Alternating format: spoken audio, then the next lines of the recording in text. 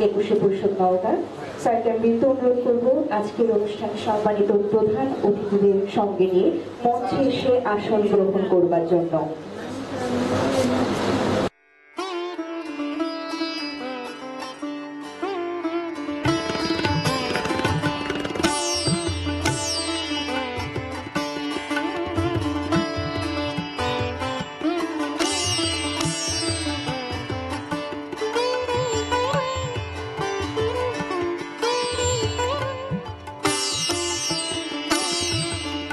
স্যারকে আমি অনুরোধ করব আমাদের মঞ্চে এসে আসন গ্রহণ করবার জন্য।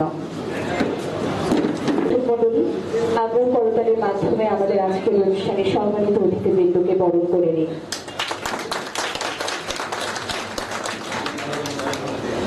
একটা সময় যাত্রা শিল্প ছিল বিনোদনের অন্যতম ও প্রধান মাধ্যম। শীতকালে গ্রাম শহরে মেলা বসত, তখন সন্ধ্যা রাতে মেলায় পুতুল নাচ ও সার্কাস চলত। রাত গভীর হলে যাত্রাপালা শুরু হতো। এই যাত্রা শিল্পকে ঘিরে রয়েছে আমাদের সোনালী অতীত। সুপ্রিয় দর্শক, অনুষ্ঠানের এই পর্যায়ে রূপশ্রী অপেরার প্রয়াত শিল্পী খগেন্দ্র নারায়ণ লস্কর, নৃপেন্দ্র নাথ সরকার, অখিল সেন, দুলাল চন্দ্র কবিরাজ সহ রূপশ্রী অপেরার প্রয়াত শিল্পী স্মরণে সকলের প্রতি আমি অনুরোধ করছি দাঁড়িয়ে 1 মিনিট নীরবতা পালন করবার জন্য।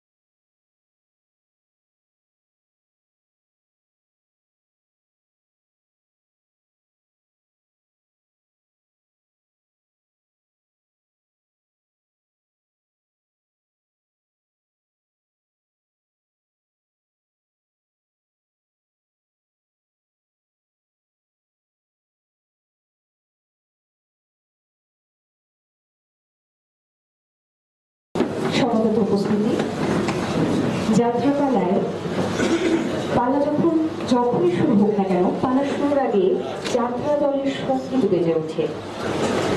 যাত্রা দলের সঙ্গীত ব্যতীত যাত্রাপালা কখনো শুরু করা সম্ভব নয়। আজকের অনুষ্ঠানের শুরুতে যাত্রার পারম্ভিক বাজনা উপভোগ করবার জন্য আমাদের আজকের অনুষ্ঠানের যন্ত্রশিল্পীবৃন্দকে আমি বিনীত অনুরোধ করছি আজকের অনুষ্ঠানে যাত্রার পারম্ভিক বাজনা পরিবেশনের জন্য।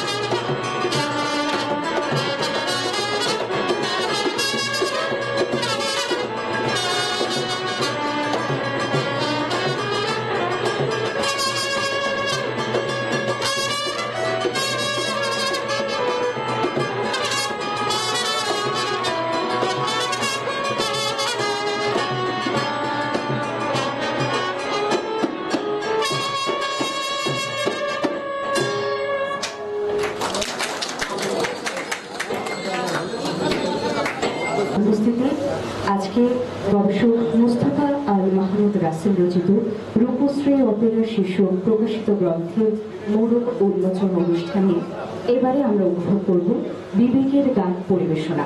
বিবেকের গান পরিবেশনায় প্রদীপ হাজরাকে আমি বিনীত অনুরোধ করছি।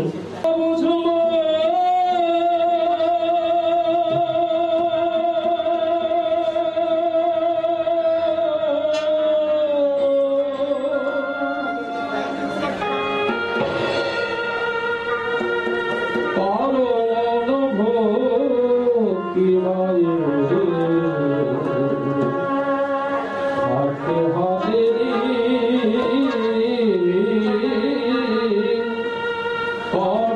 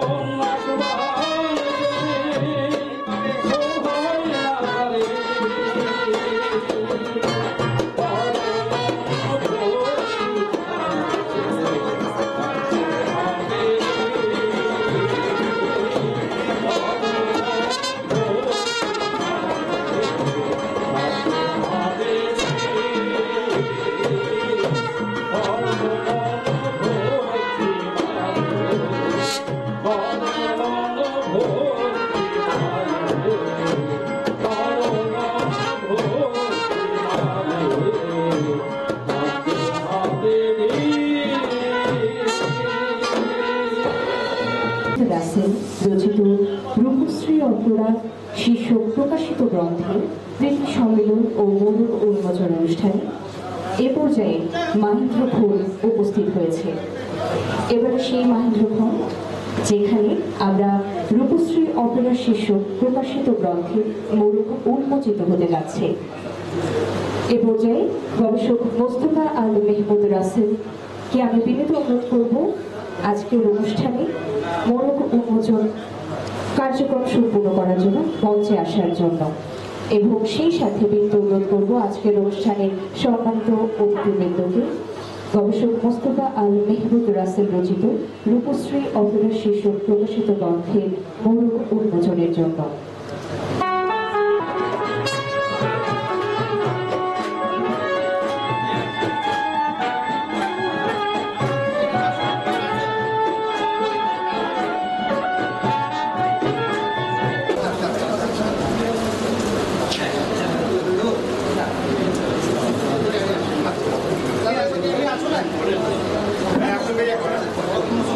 সিদ্দিক ভাই ব্যাগে ঢুকান না, হাতে রাখেন।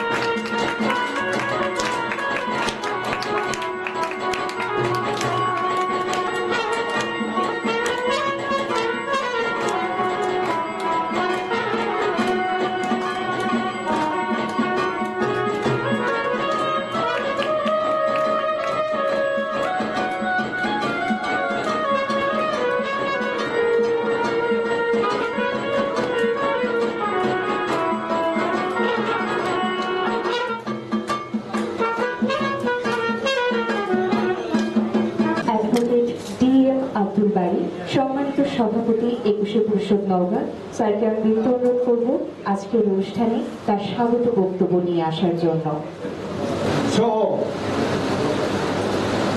রূপশ্রী অপেরার সম্মানিত বন্ধুরা যারা উপস্থিত আছেন, বিভিন্ন সামাজিক সাংস্কৃতিক এবং যাত্রা শিল্পের সাথে যারা জড়িত, যারা যাত্রাকে ভালোবাসেন, যারা ভালো লাগে যাত্রাকে, যাদের মনের মধ্যে স্মৃতি জায়গা নিয়ে অনেক কথা ঢুকায়িত আছে, সবাইকে আজকের এই মোড়ক উন্মোচন অনুষ্ঠানে আমরা স্বাগত জানাচ্ছি, শুভেচ্ছা জানাচ্ছি, অভিনন্দন জানাচ্ছি। আজকের এই ঘন দুপুরে বাইরে যখন প্রচণ্ড তাপদাহ এবং আজকে বৃহস্পতিবার, কোর্ট কাছারি অফিস আদালত খোলা, সব কিছুকে উপেক্ষা করে আপনারা যারা এসেছেন, আমরা আয়োজকদের পক্ষ থেকে আপনাদের প্রতি গভীরভাবে কৃতজ্ঞতা প্রকাশ করছি। সম্মানিত উপস্থিতি, আমি আলোচনা করব না, আলোচনা করবেন আমাদের প্রধান অতিথি এবং মুখ্য আলোচক মহোদয়দ্বয়। আমি দু একটি কথা শুধু বলতে চাই। কিছুক্ষণ পূর্বে যখন যাত্রার মিউজিক হচ্ছিল, আমাদের প্রচলিত মেঠো বাংলায় বলা হয় কনসার্ট, এই কনসার্ট যখন হচ্ছিল তখন আমাদের কাছে মনে হচ্ছিল আমরা গভীর রাত্রে, কোনো নিশুতি রাত্রে কোনো যাত্রাপালা দেখছি এবং সেখানে বসে আছি। আমাদের স্মৃতিতে আমাদের পুরনো দিনগুলো ভেসে ওঠে। আসলে যাত্রা শিল্প উত্থান এবং যাত্রা শিল্পের অবস্থান এটা ওনারা বলবেন। আমি শুধু বলি যে বাংলাদেশের যাত্রা শিল্প বাদ দিয়েও যদি বলি, আমাদের সিনেমা শিল্পের অবস্থানটা কিন্তু ভালো না।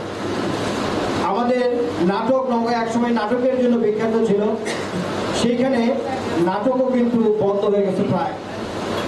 আমাদের আরো যে সকল পালা হতো, বৈঠকি গান বা আমাদের এই নওগাঁ অঞ্চলে কিছু গান ছিল, ধান কাটার গান, ধান ভাগার গান, এগুলো নেই বললেই চলে। অন্য সংস্কৃতি এসে জায়গা দখল করে আছে। কিন্তু যে মুহূর্তে কনসার্টগুলো বাজছিল, সেই মুহূর্তে দেখছিলাম পিছনে আমাদের তরুণ বন্ধুরা একটু মৃদু লয়ের তাল দিচ্ছিল। আমি দেখছিলাম আমার প্রিয় বন্ধু মুকুলচন্দ্র কবিরাজ অ্যাডভোকেট, উনি ভালো নাচতে পারেন, একটু একটু করে বাম দিকে তাকিয়ে নাচছিলেন। অর্থাৎ এই যাত্রা শিল্পের যে সুর, যে তাল, যে লয়, সেটা মানুষের হৃদয়কে স্পর্শ করে। এবং এই যাত্রা শিল্প একসময় সেই বিভিন্ন রকম যাত্রা হতো, মানুষকে একদিকে যেমন মনোরঞ্জন দিত, অন্যদিকে অনেক শিক্ষণীয় বিষয় ছিল, যেখান থেকে মানুষ সেই যাপিত জীবনে সেই শিক্ষাগুলো নিতেন। রাজা হরিশ্চন্দ্র কিংবা একটি পয়সা দাও কিংবা রূপবান পালা সহ যে সকল পালাগুলো হতো, সেই পালাগুলোর কথা মুখে মুখে ঘাটে মাঠে আলোচিত হতো আওড়াতে। সেই দিন আর নাই, সেই দিন চলে গেছে অনেক। ঠিক এরকম একটি সময়, এরকম একটি বৈরীর সময়, যখন যাত্রা ভুলে গেছে, নাটক বেড়াতে গেছে, বৈঠকি গানগুলো নেই, আমাদের পালা গানের যে বন্ধুরা শরীয়ত মারফত, ছেলে আগে না মেয়ে আগে, মা বড় না বাবা বড় ইত্যাদি যে পালার গানগুলো, এইখানে আমাদের বায়াতপ্রাপ্ত যে সকল বন্ধুরা আছেন, তারা বিশেষত মানিকগঞ্জ, মুন্সিগঞ্জ সহ বাংলাদেশের বিভিন্ন এলাকায় তারা কিছুটা ধরে রেখেছে। অন্যান্য আমাদের যে লোকশিল্প, সেই শিল্পী এবং শিল্প তাদের করুণ অবস্থা। সেই অবস্থায় নওগাঁয় একটা যে দল ছিল, সেই দলটাই রূপশ্রী অপেরা নামে খ্যাত। এবং নওগাঁ যারা যাত্রা শিল্প দেখেছেন, যারা সংশ্লিষ্ট ছিলেন, সবাই জানেন এর কর্ণধার ছিলেন খগেন লস্কর। আপনারা জানেন যাত্রার ক্রমবিন্যাসের এক পর্যায়ে যাত্রা অনেক মডার্ন রূপ ধারণ করে। যাত্রার যারা খাওয়ার পরিবেশন করতো তাদের ঠাকুর বলা হতো। যাত্রার যারা মুখ্য পরিচালক তাদের মালিক বলা হতো, মালিক বা সরকার। আর সর্বাধিনায়ক তিনি আধিকারিক ছিলেন। সেগুলো এখন নেই। তো সেই নিরিখে যদি দেখি, তাহলে রূপশ্রী অপেরার আধিকারিক ছিলেন খগেন লস্কর। খগেন লস্কর এই বইটির মধ্যে আপনারা পাবেন মোস্তফাল মেহমুদ অনেক শ্রম দিয়ে, অনেক মেধা দিয়ে, অনেক ঘাম দিয়ে এই তথ্যগুলো তুলে এনেছেন। যখন যাত্রা শিল্পই নাই, যখন সিনেমাই নাই, যখন নাটক নেই, তখন খগেন লস্করের রূপশ্রী অপেরা বা যাত্রা শিল্পকে তুলে আনা আজকের এই মুহূর্তে একটি দুরূহ কাজ। সেই কাজটি করেছেন মোস্তফা আল মেহমুদ রাসেল। আমি রাসেলকে এই রাসেলের অন্যান্য বইগুলোর কথা আজকে বলবো না, সেই বইগুলোর বিষয়বস্তু আলাদা, সেই বইগুলোর পাঠও আলাদা। আমি আজকের এই রূপশ্রী অপেরার কথা বলবো, যে বাংলার এই অপেরা এমন একটি বিষয় ছিল, এখানে হিন্দু মুসলিম বৌদ্ধ খ্রিস্টান শুধু নয়, জাতপাতের কোনো ভেদাভেদ ছিল না। যেমন যাত্রা যারা অভিনয় করতেন, যে অপেরা দল, সেই দলের মধ্যে দেখবেন হিন্দু ছিল, মুসলিম ছিল, নারী ছিল, পুরুষ ছিল, আবার দর্শক শ্রোতাদের মধ্যেও এরকমই ছিল। রবীন্দ্রনাথের ভাষায় নানা মত নানা পথ,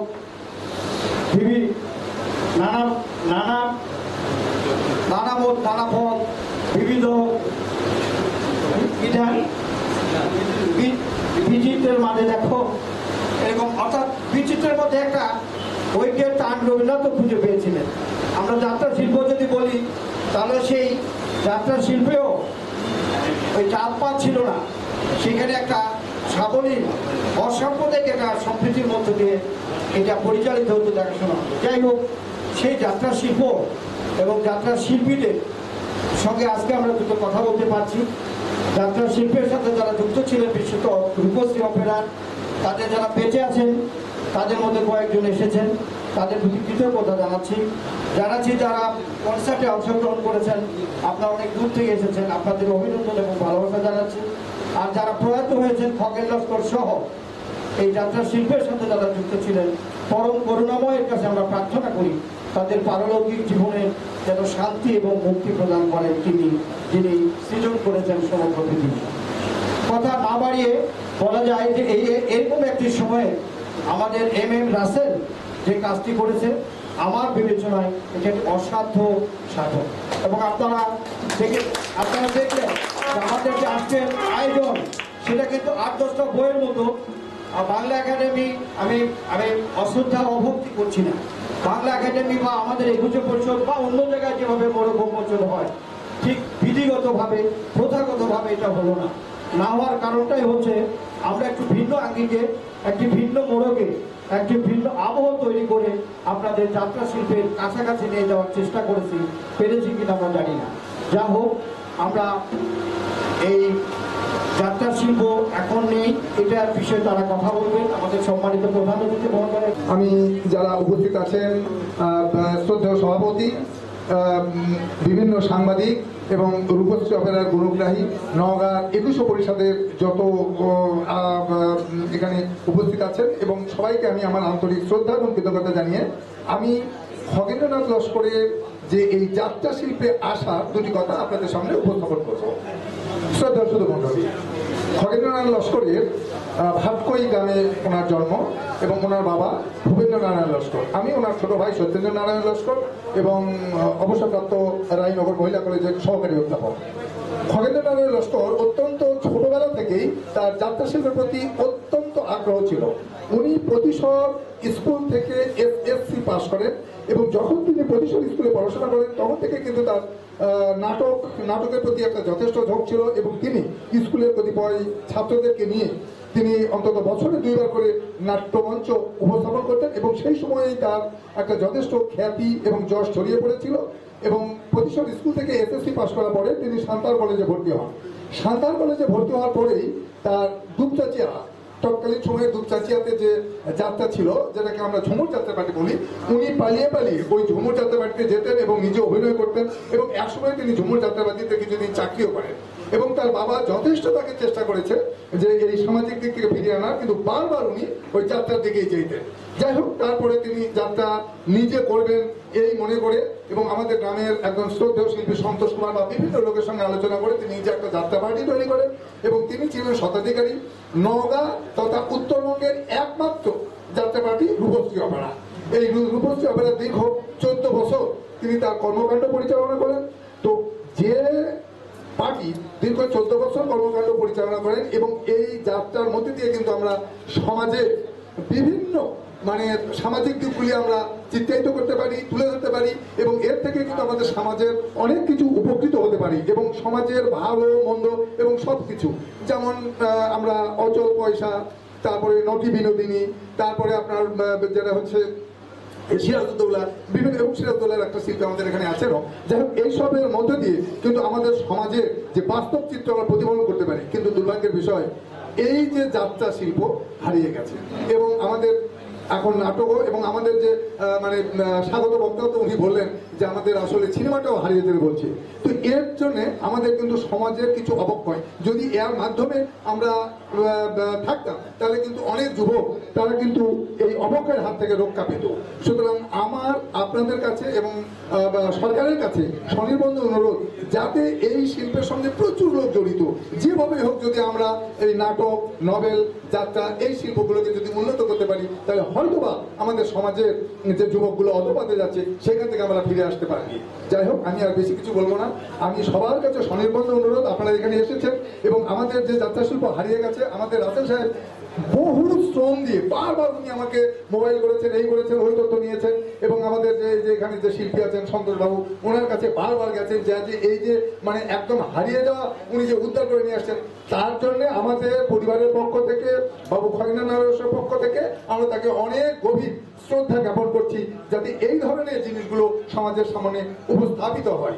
ধন্যবাদ। সবাই সুখে থাকবেন, শান্তিতে থাকবেন এবং সবার দীর্ঘায়ু কামনা করে আমি এখানে শেষ করছি। কথা শুনলেই মানুষ একেবারে খারাপ একটা বিষয়। যাত্রা ভাত্রা লোকেরা যাত্রা করে গেলেই প্রথম বক্তব্য। কিন্তু আমি 1978 সালে আমি এই সন্তোষ দাকে আমি প্রথম দেখেছি। আমার বাবা আমাকে কাঁধে তুলে নিয়ে আমাদের দেশের বাড়ি Opera, Rupashree Opera, Babul Opera দেখেছি, কিন্তু বাবুল অপেরাটা পরে আর একটা জায়গায় দেখেছি। তো আমি কিন্তু দেখেছি এবং একেবারেই তখন খুবই ছোট, সেই স্মৃতিটা কিন্তু আমার মানসপটে ভেসে মানে সেটাই একটা তাড়না করছিল। পরবর্তী সময়ে আমি যাত্রাপালার এই যে মিউজিক যেটা, এটা শুনলে মানুষ একটু সবাই বলে যে তুলা রাশির জাতকরা নাকি বেশি করে একটু নাচে আর কি। তো আমি জানি না তুলা রাশি কিনা। তো আমি এই যাত্রার এই গান শুনলে একটু আলাদা উন্মাদনা হয়, আমি এটা শোনার জন্য যাই। পরবর্তী সময়ে বদলগাছিতে 1980 সালে কলেজ মেলা হলো। আমার মানে খুবই জীবনের স্বর্ণালী একটা মানে বিষয় যে নওগাঁর যাত্রা নট এম এ হামিদ এই যে এখানে পারে, ইদুল ভাইয়ের মামা, এবং রূপশ্রী অপেরার তো আমাদের লোক আঞ্চলিক, কিন্তু এই বাবুল অপেরা দেখলাম মানে অসাধারণ শিল্পী। কলেজ মেলার পাশেই আমরা থাকতাম, সেইখানে রাত 12টা। তো আমার মামা তখন উনি ক্লাস 10-এ পড়ে, উনি রাত 12টার সময় ঘুম ভেঙে গেছে যাত্রার শব্দে। আমাকে বলছে যে এই যাবো নাকি যাত্রাপালা দেখতে। হ্যাঁ, আমি তো ওখান থেকেই শুনতে পাচ্ছি। তারপর চলে গেলাম, চলে গিয়ে এবং শক্তিমান অভিনেতা বলতে যা বোঝায় বাবুল অপেরা, বাংলাদেশে একমাত্র একটা যাত্রা শিল্পের অপেরা। তো সেইটা কিন্তু আমার সৌভাগ্য হয়েছিল। খুব বেশি মনে নাই, কিছু সংলাপের চিত্র মনে ছিল। তো আমি যখন এই যে এই করোনা কালে এইটা কাজটা যখন শুরু করলাম, কেউই আমাকে সাপোর্ট দিচ্ছিল না মানে কাজটা করার জন্য। কিন্তু আমি যখন ঢুকে যাই ভিতরে ঢুকে যাই, এরকম ছিল তো যাত্রাপালা। এর 80-র দশক থেকে এটা পতন শুরু হয়ে গেল, 90-এর দশকে আরো খারাপ অবস্থা দাঁড়ায় গেল। পরবর্তী সময়ে খগন লস্কর সাহেবটা বন্ধই করে দিলেন। তো আমার কতগুলো বিষয় ভালো লেগেছে। খগেন লস্করকে কেন আমি বেছে নিয়েছি? শিল্পীরা থাকতে পারে না, খেতে পারে না, জায়গা নাই, সিসি করে সবাই দূর দূর করে দাঁড়িয়ে দেয়। কিন্তু যখন এক 5ম শ্রেণী পাস একজন মহিলা শিল্পী, নারী শিল্পী যখন উঠে বক্তৃতা, যখন সংলাপ বলে, মনে হচ্ছে যে উনি মাস্টার ডিগ্রি বা বিএ পাস ইংরেজিতে, মানে এগুলো আমি দেখেছি। খগেন লস্কর উনি এই শিল্পীদের থাকার জন্য ভাটকই গ্রামে চমৎকার একটি বাড়ি তৈরি করেছে, 2 তলা মাটির বাড়ি। পার্থবাবু এবং আমাদের এই সত্যেন নারায়ণ লস্কর, উনি রানীনগর কলেজের শিক্ষকতা করেছেন। ওনারা ওখানে খুবই কম যান, ওর মধ্যে বেশ কিছু মানে জিনিসপত্র পাওয়ার সম্ভাবনা আছে। আমি বারবার তাগাদা দিয়েছিলাম, কারণ আমার এই গ্রন্থটা শুধু মৌখিক হয়েছে, মানে ডকুমেন্টারি আমি করতে পারিনি। যেমন লিফলেট, সুটকেস, ট্রাঙ্ক, ওগুলো আমি দেখেছি। তারপরে প্রচারপত্র আপনার পড়লে পরে বুঝতে পারবেন যে যাত্রা শিল্পের কি কি থাকে সেগুলো। তো সেগুলো আমার এখন একটু ভালো লাগছে যে এখানে নওগাঁর অভিনয় শিল্পীরা এসেছেন, আজিজুল ভাই এসেছেন, খাজা ভাই এসেছেন, এবিএম রফিকুল ইসলাম এসেছেন, তারপরে অনেকেই এসেছেন, সঙ্গীত শিল্পীরা এসেছেন, তারপরে এখানে গোলাম সামদানি ভাই আছেন, উনিও অভিনয় করেছেন। তো আমি ভালো লাগে যে আপনারা আসছেন। যাত্রা শিল্প তো না পেলেও কাছাকাছি আমরা যেতে পারি। নাট্য শিল্পটাকে, নওগাঁ সমৃদ্ধ নাট্য জগৎ ছিল, সেটাকেও আমরা উপস্থাপন করতে পারি। তো আমার বেশি কিছু বলা নেই। অনেক সহযোগিতা করেছেন বিভিন্ন রকম ভাবে, সহযোগিতা চলবে আরো বিভিন্ন রকম। এই কাজটা আমি রূপশ্রীর আরো একটু হয়তো ডকুমেন্টারি যদি করতে পারি সেটা ভালো লাগবে। আমি বিশেষ করে 21শে পরিষদকে ধন্যবাদ জানাচ্ছি। এটা 21শে পরিষদের আয়োজন নয়, কিন্তু 21শে পরিষদ আমাকে সর্বান্তভাবে সহযোগিতা করেছেন। নওগাঁর সাংস্কৃতিক অঙ্গনের মানুষরা সহযোগিতা করেছেন, সাংবাদিক বৃন্দ তারা উপস্থিত হয়েছেন। সবার প্রতি আমি অনুরোধ মানে ধন্যবাদ এবং কৃতজ্ঞতা জানাচ্ছি। বিবেকের গান করেছেন এক কথায় এই যে প্রতিভা, ওনাদের বিবেকের ওখানে সৌখী নামে যাত্রা দল আছে, এবং ওনারা করতেন বাদিপুরে। তো উনি আগ্রহ করে কিন্তু এসেছেন বিবেকের গান করার জন্য। এখানে পারোয়েল গ্রামের শাহিন তার নেতৃত্বে যাত্রার যে বাদক দল তারা এসেছেন। আমার সন্তোষ দা মানে প্রতিদিন কথা না বললে সন্তোষ দার সাথে অপূর্ণ থেকে যায়। সন্তোষ দা সকালে একবার ফোন দিবে, না হলে আমি বিকালে একবার ফোন দিব। মানে উনি আমার ভিডিও কলে অভ্যস্ত। আমি অনেক সময় আমি একটু অ্যানালগে চলতে ভালোবাসি, কারণ আমি সবসময় মোবাইল এই ফেসবুক ইন্টারনেটে রাখি না, থাকলেও আমার তা ব্যবহার হয় না। তো ওনার সাথে আমি যোগাযোগ ঠিক মতো করতে পারি না। এখানে সবাই নিবিড়ভাবে আমাকে সহযোগিতা করেছেন, আমি কৃতজ্ঞতা জানাচ্ছি। মুজিবপুর থেকে এসেছেন, এখন কিন্তু প্রফেশনাল যাত্রা শিল্পী খুবই কম। আশরাফুল ভাই মুজিবপুর থেকে একটাকে চলে, উনি লর্ড ক্লাইভের একটা সংলাপে উনি সন্তোষ দার সাথে সঙ্গ দিবেন, আপনারা উপভোগ করবেন। তো আমি এখানে আমাদের রায়হান ভাইয়ের বাবা কামাল উদ্দিন সাহেব কুনুজ গ্রামের গৌরাঙ্গ মহন্ত, মানে ওনাদের এখনই হাসতেছে, এখনই কাটাচ্ছে।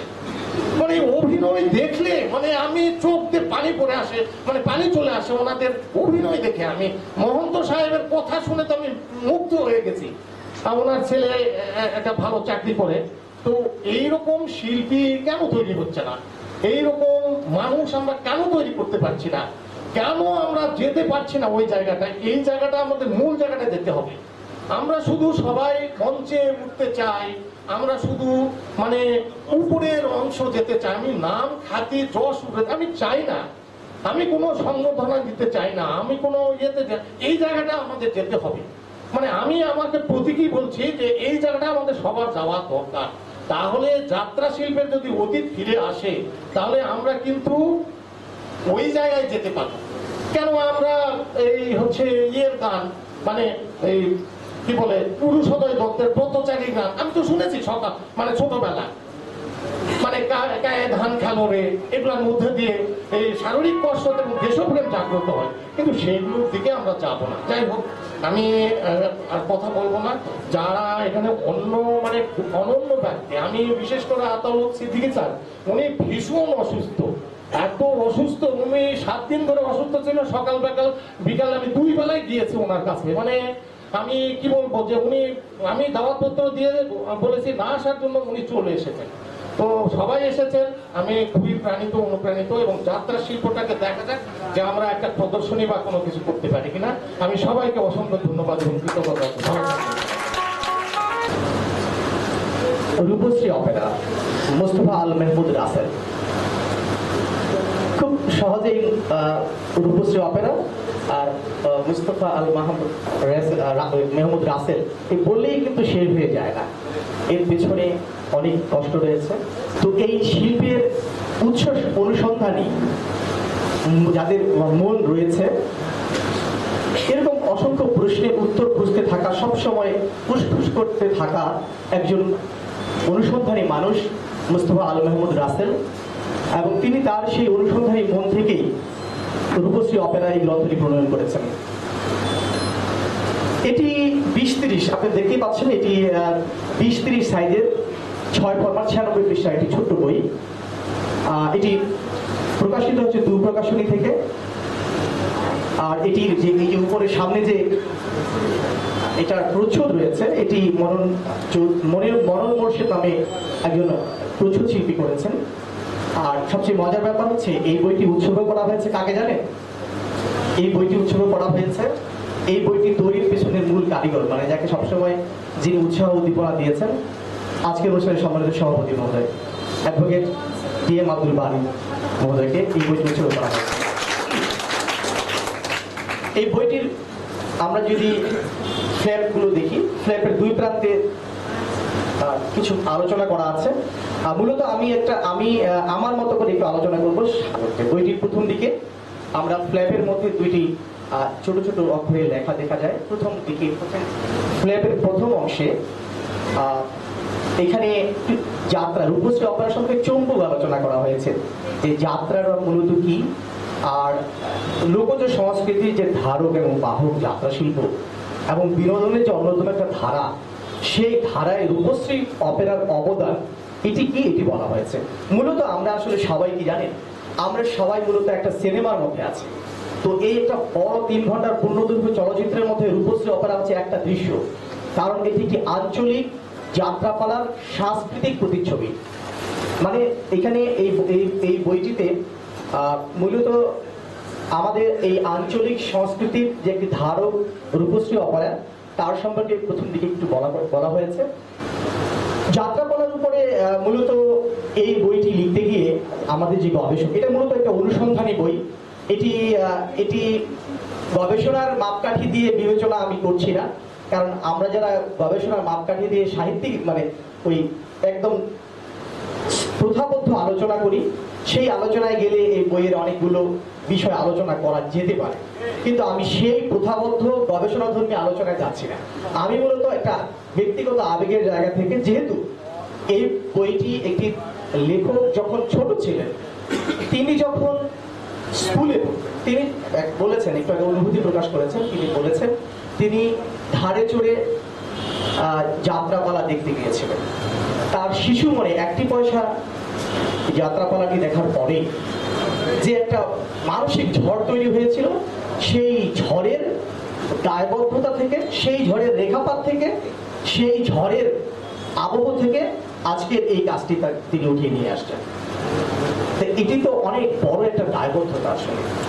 এখন এই গ্রন্থটি পরিচালনা করতে গিয়ে গবেষক 8টি গ্রন্থের, এখানে এই বইটাতে 8টি গবেষণা গ্রন্থের থেকে লেখা তথ্য উপাত্ত এবং ঘটনা সংগ্রহ করেছেন, সরাসরি অথবা নিজের মতো। এবং শুধু 8টি গ্রন্থ নয়, এই বইটির পেছনে কিন্তু নওগাঁ অঞ্চলের যত সাংবাদিক, অনুসন্ধিৎসু মানুষ যারা লেখালেখির সাথে জড়িত, সবার অবদান রয়েছে। কারণ তিনি অকৃপণভাবে প্রতিটি জায়গা থেকে গ্রহণ করেছেন। এত অঞ্চলে কিন্তু নওগাঁর যাত্রাপালা নিয়ে আমরা আমাদের এই বইয়ের প্রথম দিকে দেখব ভূমিকা অংশে ভূমিকা লিখেছেন এই বইটির আজকের অনুষ্ঠানে সম্মানিত প্রধান অতিথি মহোদয়। তিনি খুবই সুন্দর একটি ভূমিকা লিখেছেন, আমি এটি নিয়ে পরে কথা বলছি। এরপরে তৃতীয় পর্ব, এই বইটিতে তৃতীয় পর্ব। আমরা কিন্তু প্রথমে প্রসঙ্গত এবং আমরা লেখকের কথা জানলাম, বইয়ের ভিতরে কিন্তু ঢুকিনি। বইয়ের ভেতরের দিকে পটভূমি আলোচনা করা হয়েছে। এই বইটিতে আসলে আমরা কি যদি এই বইটা প্রথমে শুধু এই রূপশ্রী অপেরা নিয়ে আলোচনা করত, তাহলে কিন্তু বইটা মজা লাগতো না। আপনি সরাসরি বাজার থেকে মাংস আনার পরে যদি কড়াইয়ে তুলে দেন, দিয়ে আগুন লাগাই দেন, তাহলে কিন্তু মাংসটা টেস্ট হবে না। আপনাকে মশলা রেডি করতে হবে, মরিচ, পেঁয়াজ, মশলা সব কেটে সুন্দর করে মাখাতে হবে। আমি রান্নাও করতে পারি, যদিও দাওয়াত থাকলো। তো সুন্দর করে মাংসটা মাখিয়ে কষিয়ে তারপরে তুলে দিতে হবে। এটা একটা রান্নার সিস্টেম, যে আগেই মাখায় নিতে হয়। তো এই বইটিতে রূপশ্রী অপেরাকে টার্গেট করে রাইটারের যে মানে পথ চলা, সেই পথ চলায় মশলা যেটা মানে যে পথটি তৈরি করে দিয়েছে, ওই জায়গাতে পৌঁছানোর জন্য রাস্তা তৈরি করতে হবে না। রূপশ্রী অপেরা হচ্ছে পাহাড়ের চূড়ার উপরে, তাহলে আপনাকে তো আগে রাস্তা তৈরি করতে হবে। তো এই রাস্তা তৈরি করার জন্য তিনি প্রথমে তৈরি করেছেন পটভূমি। তো পটভূমির জায়গাতে তিনি 2 ধরনের পটভূমি এঁকেছেন। প্রথমত আঞ্চলিক এবং রাজনৈতিক ভূগোল নিয়ে আলোচনা করেছেন। এই আলোচনা করতে গিয়ে তিনি একটি জায়গায় বলেছেন, তিনি বলেছেন না, মানে তিনি সংগ্রহ করেছেন, সরাসরি মানে কোটেশন নিয়েছেন। তো কোটেশনটা নিয়েছেন, কিন্তু কোটেশনের নিচে পরে এটা বলা আছে তথ্য কণিকাতে, তথ্যপুঞ্জিতে। যদি সরাসরি বলা থাকতো আরো যারা পড়তেন তাদের জন্য সুবিধা হতো, একটা আরাম লাগতো আর কি পড়ার পরে, যে কোথায় গেলে আমি আরো ডিটেল পাবো। তো তিনি সেখানে বলেছেন যে মূলত নওগাঁ অঞ্চলটি বারিন্দ্রিক অঞ্চল। বলা হয় যে বর যোগ ইন্দ্র, দেবতা ইন্দ্রের আশীর্বাদ পুষ্ট জমি হচ্ছে এই অঞ্চল। এটি একটি রেফারেন্স তিনি দিয়েছেন। আরেকটি জায়গায় তিনি বলেছেন যে সন্ধ্যাকর নন্দীর আপনারা নাম শুনে থাকবেন, তার রামচরিত নামে একটি বিখ্যাত গ্রন্থ রয়েছে। সেই গ্রন্থেও কিন্তু এই অঞ্চলের সাংস্কৃতিক উপস্থিতির টের পাওয়া যায়, মানে তিনি রেফারেন্স দিয়েছেন। তো সেই দিক থেকে কল্পনা করলে আঞ্চলিক এবং রাজনৈতিক ভূগোল, এছাড়া তিনি কিন্তু বিভিন্ন উপজেলাগুলোর বিবরণ, মহকুমা ইত্যাদি নিয়ে একটা আলোচনা করা আছে। তো সেই ক্ষেত্রে আমরা সাংস্কৃতিক যে ভূগোল সেটি টের পাচ্ছি, যে রাইটার কোন অঞ্চল নিয়ে কথা বলতে চাচ্ছেন, তার লেখকের ওই অঞ্চলের একটা ধারণা তিনি পাঠকদেরকে দিয়েছেন। এরপরে আসেন সাংস্কৃতিক পটভূমি। দেখেন, আমি বরাবর আমার কলেজের ছেলে মেয়েদেরকে কি বলি জানেন? আমি যখন ক্লাসে যাই, আমি তখন বলি, শোনো, you are the blessed child. বলছে স্যার কেন? আমি বলি যে তোমরা এমন জায়গায় জন্মগ্রহণ করেছো, তোমরা একটা বিশ্ববিদ্যালয়ের প্রান্তে জন্মগ্রহণ করেছো, যিনি পৃথিবীর প্রাচীন নালন্দার পরে এই উপমহাদেশের সবচেয়ে প্রাচীনতম বিশ্ববিদ্যালয়ে তোমরা পড়ছো। মানে প্রাচীনতম বিশ্ববিদ্যালয়ে পড়ছো মানে কি? দিস আমার college Badalgachhi is the metamorphosis spot, এটা পরিবার লেটেস্ট ফরমেশন অফ পাহাড়পুর। তার মানে পাহাড়পুরের সর্বশেষ সংস্করণ। পাহাড়পুর একসময় ছিল, এখন নেই। তাহলে সেই প্রতিনিধিত্ব কে করছে? তাহলে ওখানে একটা বড় কলেজ আছে, তাই তো? তা আমি এই জন্য বলি ওরা বোঝে না, ছোট মানুষ তো টাকায় থাকে, এটা আবার কেমন কথা? আমি বলি যখন তোমরা বড় হবে তখন বুঝবে। স্যার এখানে একবার আসছিল আমাদের কলেজে, স্যার ছিলেন, তিনি বলেছেন। তো এইখানে সাংস্কৃতিক ভূগোল আলোচনা করতে গিয়ে এখানে খুব সুন্দর একটা আলোচনা তিনি টেনেছেন। ডক্টর সুনীতি কুমার চট্টোপাধ্যায়কে তিনি কোট করেছেন এখানে। আর এবং আমি বইটা একবার পড়েছি, সবগুলো হয়তো হুবহু বলতে পারছি না, আমি ওইভাবে ইয়েও করে নিয়ে আসিনি। তারপর আমি আপনাদেরকে ওই ধারণা থেকে বলছি। তিনি প্রথম দিকে আলোচনা করেছেন, দেখেন এই বইটিতে কিন্তু অনেক কিছু ছাড়া পড়েছে। সাংস্কৃতিক ভূগোলের ইতিহাস বর্ণনা করতে গিয়ে কিন্তু তিনি চর্যাপদ মানে বাংলা সাহিত্যের প্রাচীন যুগ থেকে 7ম শতক থেকে আলোচনা করেছেন। কিন্তু তার আগে থেকেই গৌরাঙ্গ প্রসাদ ঘোষ কি বলেছেন? গৌরাঙ্গ প্রসাদ ঘোষ এবং আমাদের এখানে একজন এটা নিয়ে আরেকটি গবেষণা রয়েছে। এই গবেষণা গ্রন্থটি রচনা করেছেন রবি চতুর্বেদী এবং ব্রামটন ব্যাকহাম নামে গাইড টু এশিয়ান থিয়েটারে ক্যামব্রিজ বিশ্ববিদ্যালয়ে প্রকাশিত হয়েছে। সেখানে আলোচনা করা আছে যে মূলত যাত্রা শিল্পের এই উত্থানটি এটি মূলত মেগাস্থেনিসের আমলে পাওয়া যায়। ইভেন আমরা যদি আবুল ভজন মানে আপনার স্কন্দ পুরাণেও এই যাত্রা শিল্পে মানে যাত্রা মানে আমরা তো যাত্রার উৎসব মানে উৎসবে যাত্রা, কোনো জায়গায় যাত্রা, আমি যাত্রা নিয়ে প্রধান আলোচনা করবেন, এই ব্যাপারগুলি পাওয়া যায়। এবং ভবভূতি বন্দ্যোপাধ্যায়ের মালতী মাধব গ্রন্থেও কিন্তু এই অঞ্চলের এই পালাডিয়া মানে মূলত তখন অ্যাকচুয়াল যাত্রা ফরম্যাট ছিল না, পালাডিয়া যাত্রার একটা ফরম্যাটের সন্ধান পাওয়া যায়। তো ওই আলোচনা বিশদ আলোচনা করতে গেলে বইয়ের কলেবর বেড়ে যাবে। এই সীমাবদ্ধতা থেকে তিনি সরে এসে জাস্ট চর্যাপদ বাংলা সাহিত্যের মানে প্রাপ্ত ইতিহাস থেকে তিনি এগিয়েছেন। এটি খুবই ভালো লেগেছে আমার, যে একদম প্রাচীন থেকে আলোচনা করতে গেলে বইয়ের কলেবর বেড়ে যাবে। তার চেয়ে আমাদের প্রাপ্ত যে ইতিহাস সেটি হচ্ছে আমাদের মানে সোমপুর বিহার, মানে আমাদের মানে আপনাদের সোমপুর বিহার মানে আমাদের সকলের, যেহেতু আমাদের সকলের সোমপুর বিহার থেকে বাংলা ভাষার উৎপত্তি। আপনারা জানেন যে সোমপুর বিহারে কান্নপাদ নামে একজন পদ রচয়িতা ছিল এবং বিরুয়াপা, কান্নপা এবং বিরুয়াপা। আপনারা জানেন কান্নপা সর্বোচ্চ পদের রচয়িতা। এখানে তিনি এই ধরনের একটা বিবরণ দিয়েছেন।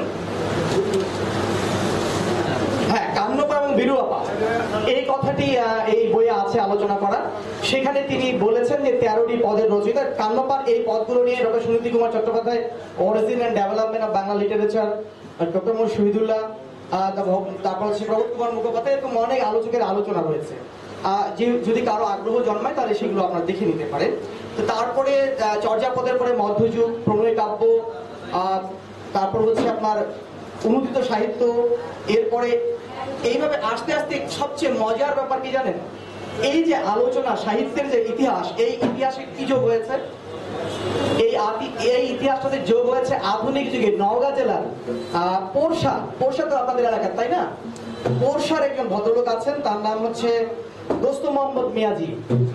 এই যে একটা কালচারাল লাইন তৈরি করা, চর্যাপদ থেকে শুরু করে মধ্যযুগ, প্রণয় কাব্য, অনুদিত সাহিত্য, তারপরে হচ্ছে আধুনিক যুগের দোস্ত মোহাম্মদ মিয়াজিকে তুলে নিয়ে এসেছেন, তিনি যোগ করেছেন।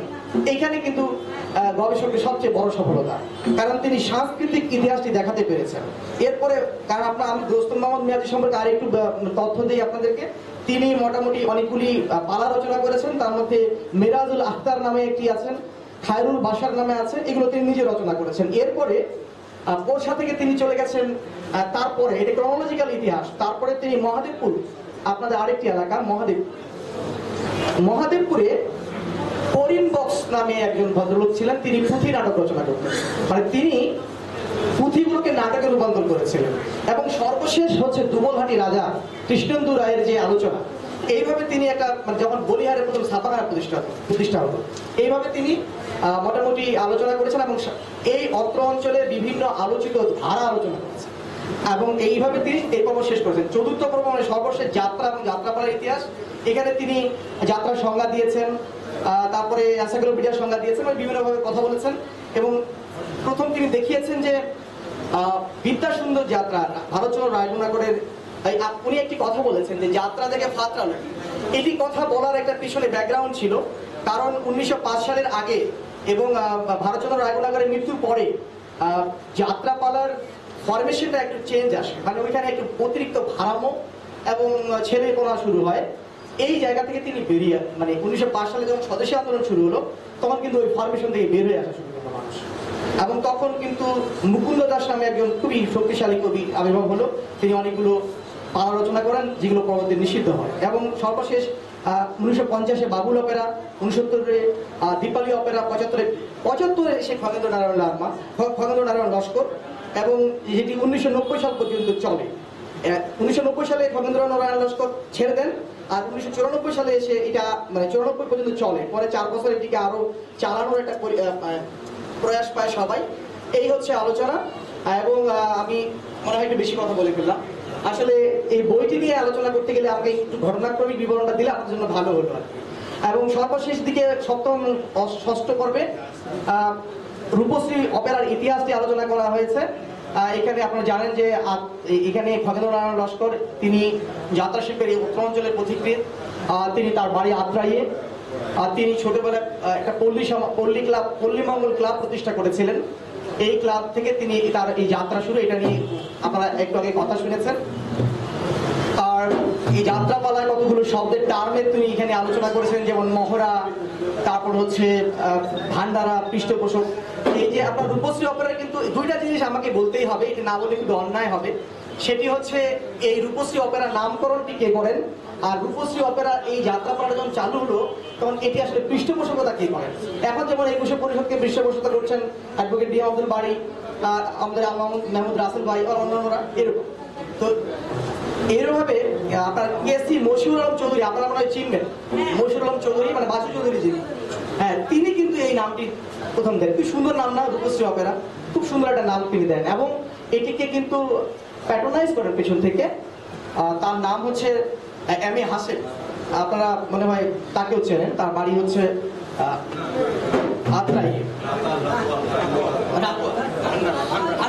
ভান্ডারা। হ্যাঁ, আমি মেমোরি থেকে বললাম। এই হচ্ছে অবস্থা। আর রূপশ্রী অপেরার সর্বশেষ বাড়িঘর নিয়ে কথা বলেছেন সবাই। তারপরে হচ্ছে এর কর্মকাণ্ডের মধ্যে আমি খালি কয়েকটা সামাজিক প্রেক্ষাপটগুলি অবদান বলি। এই যে আজকে যে রায়গা কলেজ, এই রায়গা কলেজের কিন্তু ভবন নির্মাণে করার জন্য এই রূপশ্রী অপেরা যাত্রা করেছে, করে ওই অর্থটা ডোনেট করেছে। তারপরে হচ্ছে যে Raninagar girls school, Parshwabari high school, তারপরে হচ্ছে আপনার গাঙ্গুরিয়া সাপাহার কলেজ, এরকম অনেকগুলো প্রতিষ্ঠান আছে। এই প্রতিষ্ঠানগুলির পেছনে কিন্তু এই রূপশ্রী অপেরার অবদান আছে। তার মানে they have contributed not only their for own self, তারা কিন্তু সমাজ পরিবর্তনের জন্য কাজ করেছে। এই যে একটা ঐতিহাসিক প্রেক্ষাপটটা তিনি তুলে এনেছেন এই বইয়ের মধ্যে দিয়ে, এটি কিন্তু অনেক বড় একটি ব্যাপার। এবং তারা জানেন যে আপনারা বিখ্যাত কয়েকটি যাত্রা তারা সবসময় করতেন, তার মধ্যে দেবী সুলতানা সবচেয়ে বিখ্যাত। দেবী সুলতানা এমনও হয়েছে যে দেবী সুলতানা চরিত্রে যে মেয়েটি অভিনয় করেছেন, দেবী সুলতানা মূলত মুর্শিদ কুলি খায়ের মেয়ের কথা বলা হয়েছে, হিন্দু মুসলিম দ্বন্দ্ব নিয়ে যেটি হয় দেবী সুলতানা। এরপরে একটি পয়সা বলেছেন।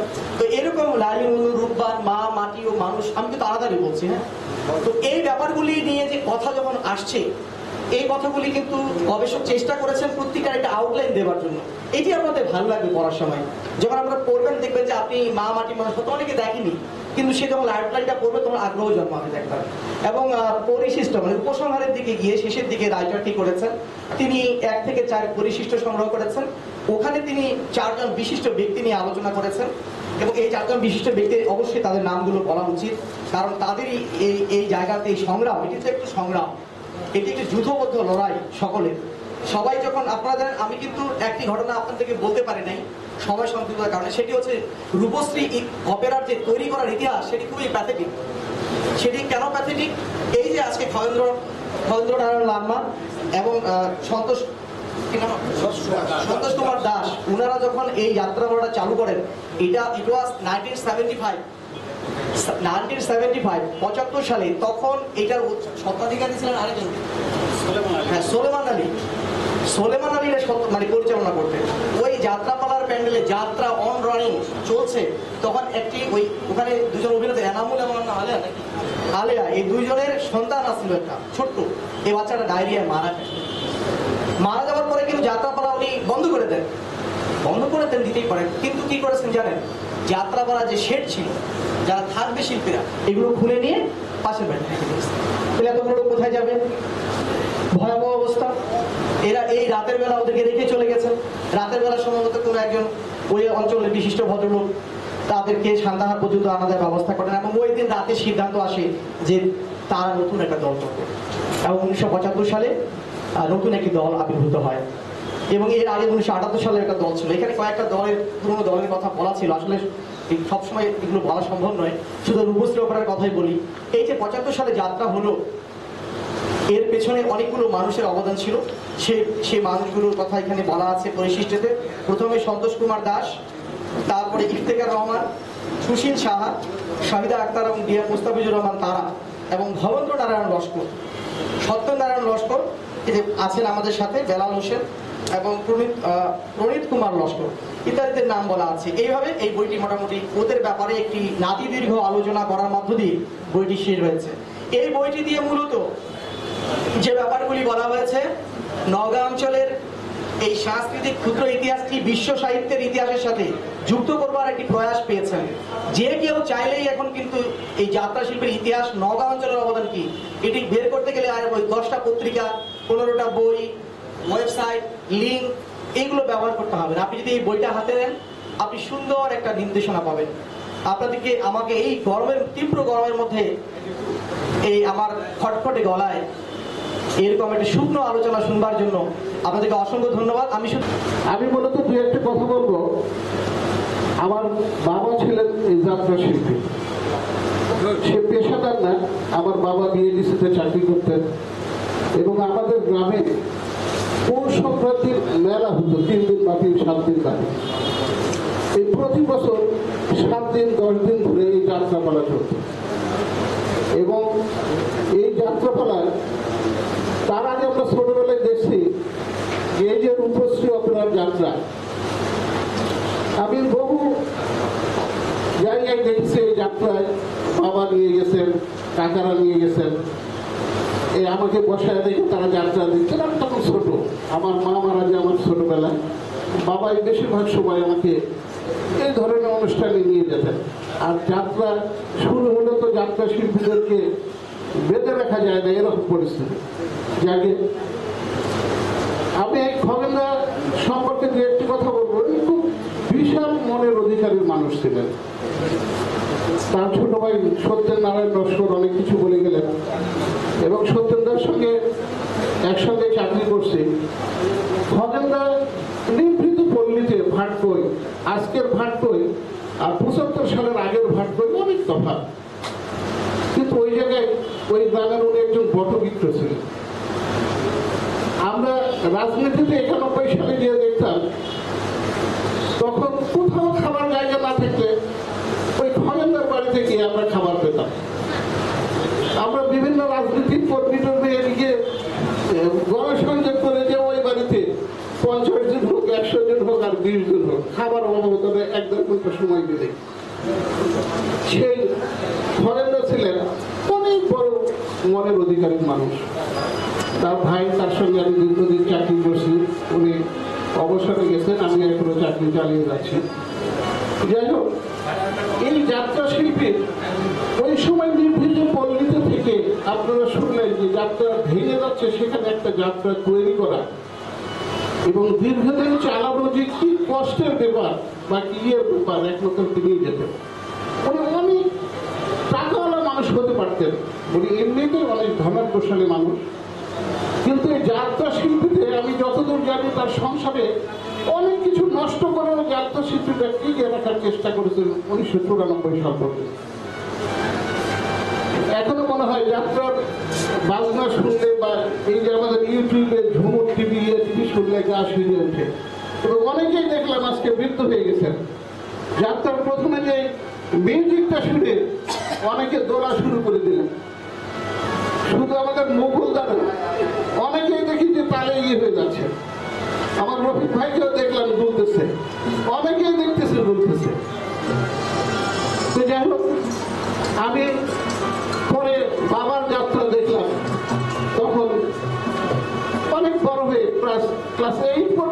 বাবার আমার যাত্রা দিচ্ছে, এবং এই যাত্রার করতে গিয়ে আমাদের সংসারে অনেক ক্ষতি হয়ে গেছে, তবুও তারা এই শিল্পটাকে ধরে রাখছেন। তাদের ছিল কি নেশা, সে তো শিল্পী না। বৎসরে তারা একটা টাকা ফান্ড নিয়ে করতেন, এই টাকা দিয়ে তারা এই আনন্দ ফুর্তি করতেন বা যাত্রায় শিল্পীদের মানুষকে আনন্দ দিতেন। যাই হোক, আমি বেশি কথা বলবো না। সর্বশেষ আমি এই যে আমার আজকে মনে হচ্ছে নিপেন কাকা, এই সন্তোষ দা আছেন, গোপাল কাকা, সহকারী অমিয়দা বা এই অঞ্চলের যতগুলো লোক যাত্রা শিল্পে জড়িত আছেন, এখনো যারা আছেন, আমার সবচেয়ে বেশি মনে পড়ে আমার নিপেন কাকা। উনি শেষ বয়সে এখানে পানের দোকান দিয়ে, এই মুক্তির মোড়ে পানের দোকান দিয়ে উনি জীবিকা নির্বাহ করতেন। যাত্রা শিল্পীদের পুরো অবস্থা, আর এখনকার আমাদের ডিজিটাল যুগে কি অবস্থা সেটা আপনারা জানেন। আমি বাবার যাত্রা দেখছি, আমি যাত্রা চুরি করে দেখতে যে অনেক পিটন খাইছি, অনেক বকুরি খাইছি। আমার দাদা দাদিরা বলতো অনেকে, প্রতিবেশী, তুমি যখন যাত্রা করছো আমি নিষেধ করছি, তুমি শোনো নাই, তো তোমার ছেলের বেলায় তুমি এত মারধর করতেছো কেন? তখন দেখি বাবার নাকটা থামাই দিত। তো যাই হোক, বাবা সর্বশেষ, এদিকে দাদি অসুস্থ, বাবা যাচ্ছে নাটোর মেয়ে আনতে, মানে যাত্রা শিল্পীদেরকে আনতে। দেখেন, একজন যাত্রা শিল্পী, তার মা অসুস্থ আর সে যাচ্ছেন শিল্পী আনতে।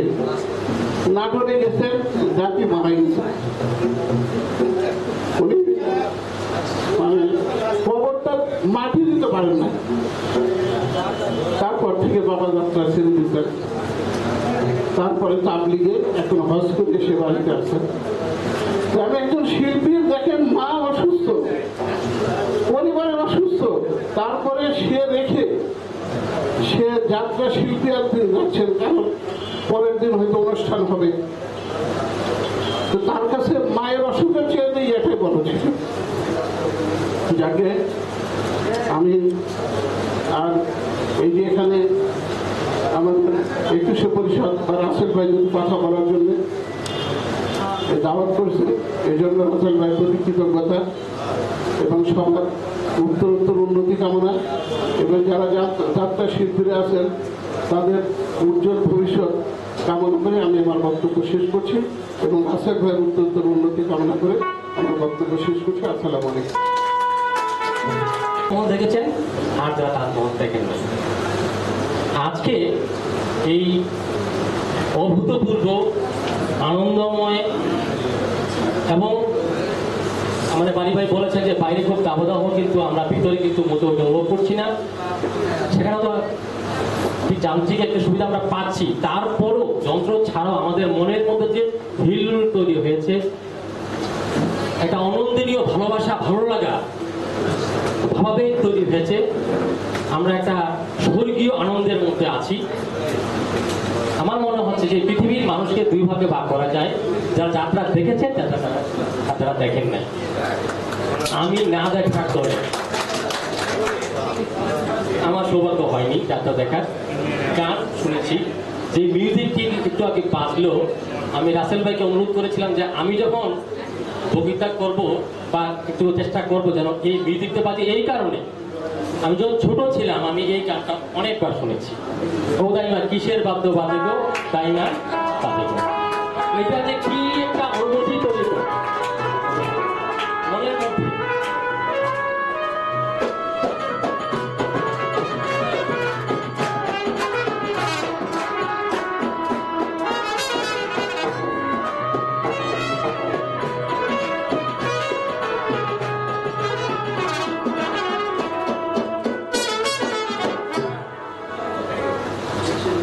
আগেই যে কথাটি বললেন আমাদের রায়হান ভাই, যে একজন শিল্পীর মা অসুস্থ, কিন্তু তিনি শিল্পের প্রেমে মত্ত হয়ে চলেছেন। আসলে আমাদের এই জগৎ তো প্রেমের জগৎ, আমরা তো প্রেমের। আজকে বৃহস্পতিবার, আমি না হয় ছুটি এসেছি ঢাকা থেকে ছুটি নিয়ে, আমি অনেকেই জানি আপনারাও কিন্তু ছুটি নিয়ে যেখানে এসেছেন, নিশ্চয় প্রেম ছাড়া কোনো কিছু নয়। এবং সেই প্রেমের সমাধি বা রচনা করেছিলেন, সৌধ রচনা করেছিলেন খগেন্দ্র লস্কর। তাকে আমি গভীর এবং আন্তরিক চিত্তে তাকে আমি আজকে এটা স্মরণ করছি। আমি মনে করছি তিনি ছবি নন, তিনি আমাদের সঙ্গে আছেন। সেই খগেন্দ্র লস্কর হচ্ছে সেই ব্যক্তি